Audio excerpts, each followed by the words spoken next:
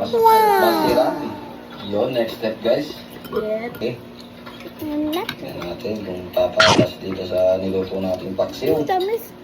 Guys, tara, prepare tayo. Op. Nagugutom na rin ang aking mga ano. Kaya hindi na rin ako nakabigay ng gulay. Ready ng pagkain na sabi-sabi na tayo. Ng paksiw. Ayan nga po, aalis nga po kami. Medyo maulan ngayon araw. Nag-chat po kasi sa amin si nanay nagluto po siya ng pagkain. Ayan nga po, naglalakad na nga po kami kay nanay. Papunta na rin po kami doon. Ayan po, niyakap na ako ni nanay kasi na-miss niya ako. Ayan po, tuwan-tuwa na naman po ako kasi may pagkain. Ayan po, hindi alam ng tito ko na nagbibideo na ako.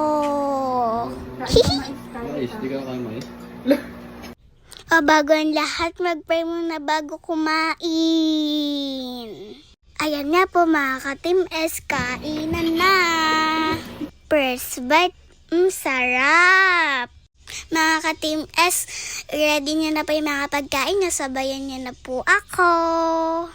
Humihigo pa ako ng sabaw dyan habang umuulan. Ang sarap talaga. Thank you, Lord. Ako muna daw mag-video, ayaw ni ate.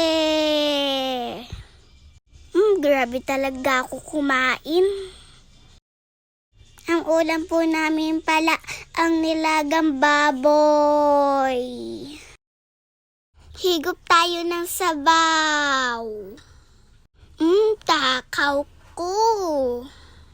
Magpalo po kayo dyan sa page namin. Bago lang po kami sa pagbablog.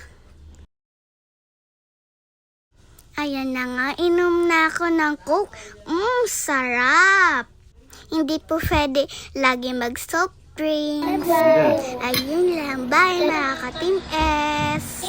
Ayun nga po, pakitas po kami kumain. Pinanood namin yung vlog namin sa YouTube. Ayun lang uli, bye mga ka-Team S.